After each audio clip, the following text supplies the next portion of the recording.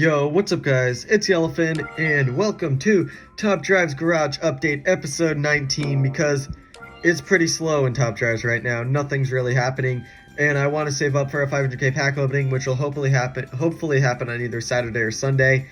The events I haven't been doing too great on. I was supposed to record the carbon for the prelims, but I ended up taking like 10 losses in the span of the last 30 seconds. Went from 7th place to 16th place. So yeah, that wasn't very cool, and I mean, I'm doing decent at Spice Up Your Drive, but not really good enough to make a video off of, and Flight of the Donkerverse I'm really not doing good at all. So, when you run out of content, it's time to hop back on the Top Drive's Garage Update train, and I've got quite a few cars that I would like to comment on, starting with my new Epic I got from that American event, or not American event, but that American challenge, which then ended up giving me an Epic, which I'm very happy about, and I did enjoy that they actually gave out a carbon fiber in the challenge, because it's a pretty good change. Like, it was a pretty difficult challenge. You had to have some ultra rares, or legendaries or epics, if you wanted to finish off the challenge, or very key specific super rares, so I kind of like that type of challenge. It was actually pretty challenging, and I did have to start working on upgrading cars, and in the end, I ended up winning the BMW 750i, which I'm actually pretty happy with, because my BMW collection is just getting much stronger. Like, I have a lot of BMW epics, 3 of which are maxed out, 1 of which could be maxed out if I wanted to max it out, but I'm saving fuse for either an update or a finals I'm going to do good at, and all of the other ones are not bad. The M2 competition maxes out at 3.497, similar stats of the Chevy Camaro, but for 1 less RQ. The M140i is a hatchback and medium ground clearance. M2 Delimited's just a good low RQ all-rounder. X5 isn't bad. It used to be good because it had an MRA, but it's a diesel still, and it's an SUV, so it's not too bad. And the 750i is one of the best rear-wheel drive standard tire cars in the game. It is the highest RQ rear-wheel drive standard tire car. Well, actually, for Epic, there's also the Cadillac Sts, but if we go to rear-wheel drive standards, it's the second highest RQ behind the Cadillac 16. Might not be the best when it comes to handling. The Nassau has better handling, so does the CLS and some of the Japanese ones, but it does have the best 0 to 60 behind the Cadillac 16, so it's definitely not a bad one. Then, also, we've got no new legendaries. I haven't pulled any off-cam legendaries. Any new epics? I don't really think there is. No, I commented on that in a video. That happened in a video. Trying to remember which ones happened in a video and which ones didn't, because the last Top Drive's Garage update was like a month and a half ago, or maybe even a little more than a month and a half ago. Like, it was quite a while ago. But oh, Jaguar Xjr, that is a new one, actually, now that I think about it. Jaguar Xjr is a new one. I pulled it just from a random ceramic pack, and I'm keeping it as of now, and I would like to keep it. I probably will keep it. These 3 cars right here, I'm keeping all of them. I'm not fusing them away. They are staying in the garage. The XKR5, the Gran Turismo, and the Xjrs, they're all cars that could totally be fuse material, but I'm going to keep them just because I'd like to keep them then. Same kind of goes for the Cadillac XT5, except the Cadillac XT5 actually isn't too bad. It's not too bad of a car if maxed out, similar to my GMC Acadian Denali. And the GMC Acadian Denali is giving me some use, so I'll keep the XT5. And also, they do like to throw Cadillac events into clubs, so the XT5 then is definitely not a bad club car to have. Then, if we move on to ultra rares, you guys may know, or you may not. I've said it, maybe, I think I've said it, but I'm trying to collect every ultra rare in the game now. I've sort of entered a collecting phase, and I feel like just the more cars I collect, the more fun it'll just be. And it does make opening up packs then a bit more exciting, because if I pull an ultra rare, then it's pretty much a keeper. And I do like to see it when I start to fill up the brands and the manufacturers area. It just looks a bit cooler, and it makes me feel like I'm doing a bit better at the game. It makes me feel sort of like a feeling of success when I see that, oh, like in this brand, I've actually progressed a lot, and I've collected much more cars from this brand.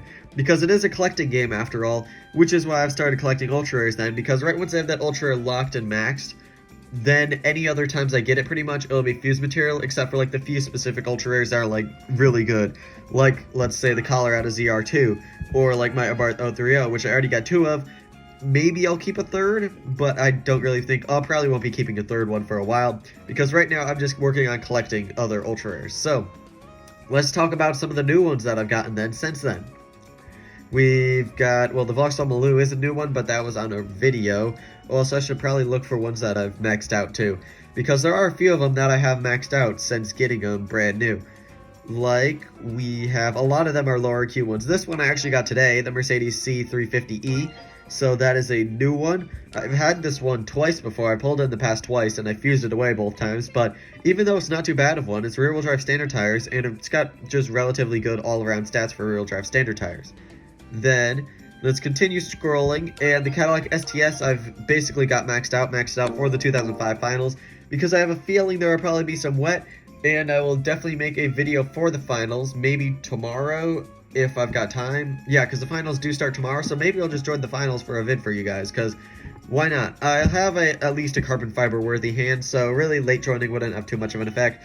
And the prizes for late join, or the prizes just in general, I have all of them from the leaks, besides the ceramic tier, which is just a new ultra rare I'd need, but don't really want to get a ceramic just to get an ultra rare, because why not just go for the carbon fiber then? Then got the DB9 locked. It wasn't my fuse map pile, but it's locked. Got the current project, the Pontiac GTO. Did they fix the bug? They did. They fixed the bug, so you can actually flip over your cards and see how much it's upgrading now.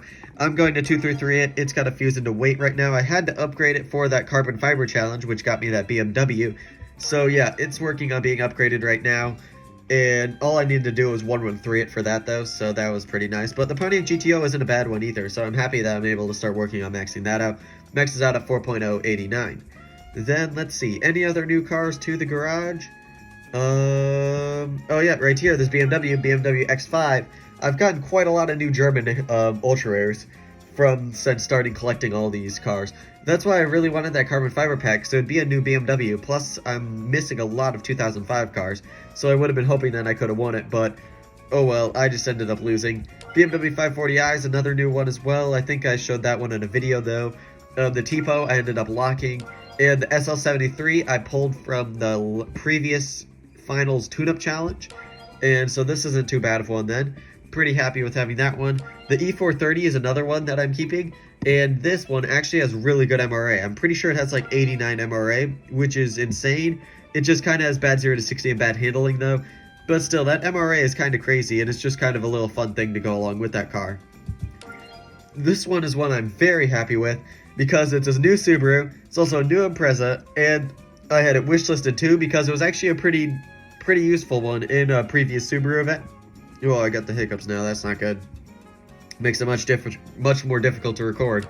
But yeah, this Subaru Impreza I actually had on my wishlist then, and I pulled it from a Subaru Premium Pack. I was feeling pretty lucky, and I was really hoping I'd get lucky with it, because I'm working on trying to collect all the Subarus, and it's slowed down quite a bit now that I've got everything super rare and below. But this is definitely a new one that I'm very happy about having then. And then there's quite a few more lower tier ones. The 520D X-Drive, which I've already maxed out. Have I used it yet? One race, and it lost. So yeah, 520D X-Drive, that's a new one. And then we've got the Jaguar Xjr, which I won from the Yellowbird thing using my 300 Renault. I was just feeling kind of lucky, decided to go for it. I'm lacking cars to progress in the Nissan Championship anyway, so it was worth it. And I'm keeping the Mitsubishi Outlander. That was from the 500k pack opening. And the Bentley Azure T is the last one that I've got. Well, actually, there's two more lower tier ones as well.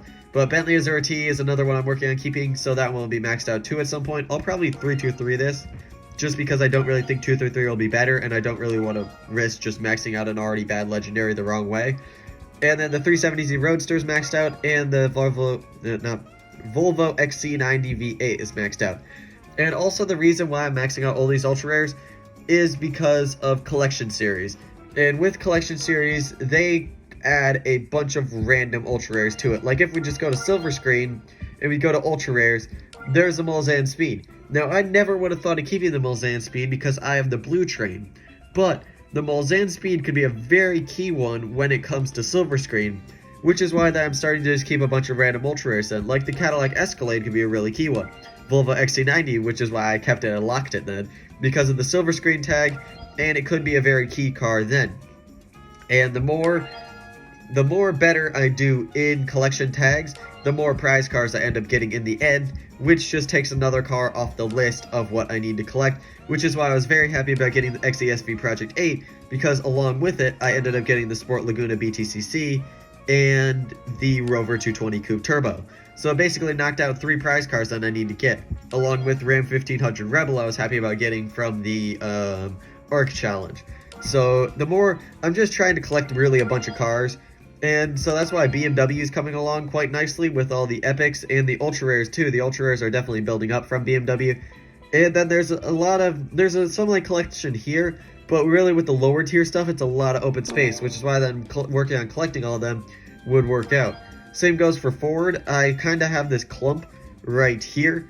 I've kept all these, and these have all just been kept because I needed them. All these cars have been kept just from either I like the car, or I've just kept them because I need them for something. Like this is two-tone. This one I kept just because I thought, why not keep it a while ago. This one I needed for something. This one's just an amazing car. This one's two-tone.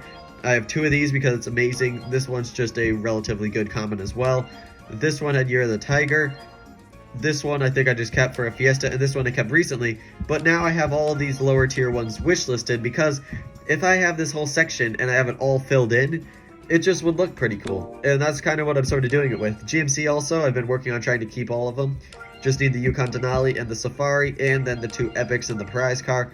But both epics aren't even that bad anyway. The Yukon's not too bad of one, and the Cyclone's an amazing one. So definitely happy if I were to pull those two. And then I just need the Super and the Common and the prize car. So like I'm trying to work my way through them all. And then there's another one, which is Rover, 8 of 9. I just need one more uncommon, and then Rover will be completed as well. So really, I've just been working on collecting a lot of cars as of recently. Subaru is another one that's been coming along nicely with my new addition of a higher RQ Subaru. And then we've got a lot more ultra rares. There's still some ultra rares I need to collect, especially when it comes to the lower areas. I would have this one and this one still if I kept them. Same goes for this one. And I don't think I've fused any other higher up ones, but I have fused those lower tier ones just because I've needed fuse mat. Kind of wish I still had them, but I kind of needed the fuse, so it ended up winning me something in the end anyway that I might not have in my garage at this time. And then we've got like all the lower tier stuff collected, as you can see. Like it just looks sort of fulfilling when you see that you have all the photos filled in. Now I'm not going like out of my way to collect every single new car that shows up into my garage, because that would take me out of slots. Like I'm already at 0 slots, and I've been working on keeping a lot of cars that'll be helpful for the Nissan Championship, which is why, as you see right here, I have 2 MX-5s, the Mazda 6. I've just got a bunch of random collection of Japanese cars. Let's just actually filter by Japan and just see what random selection we have for let's just look at these. So let's talk about all the random ones I have added. Nissan Cedric's 1. Then we've got, I don't think there is very many for Super Rares because I do have a lot of the Super Rares covered. But yeah, Nissan Cedric's 1. Then we've got the Pathfinder is a one I need to keep. Second MX-5. We've got the Silvia RSX, and that's also two-tone too, so that was like a double purpose type of car. Same goes for the Suzuki Vitara as well, but I did need it for the Nissan Championship. Skyline I kept, Nissan Primera I kept, the Mazda MX-5, the Mazda 6, Mazda MX-5 RF, and the Nissan Wing Road, which is now maxed out. Just need to put the final upgrades into it, but I'm saving up for a pack opening. So yeah, that's pretty much it with the garage. It's been going along strong. The numbers are definitely getting up there. Nearly gonna hit 100 epics soon, and of which all these epics are keepers. I only have one fused epic right now, which is a dupe of the Audi RS4 Avant. I already have one, so wouldn't be fusing away that car because that's actually not too bad of one. It was Canada Finals, I remember, a while back. I think it was the finals for its year. Yeah, 2000 final, I think is what it was. And so yeah, new pack opening coming soon. Also, finals gameplay will either be tomorrow or Friday, depending on how much time I have tomorrow. And the garage is going along strong. So that's going to be concluding it for this video. Thank you guys so much for watching. If you like this type of content, make sure to like, subscribe, hit the bell, do all that cool stuff. I'm Yellowfin. Thanks for watching. Goodbye.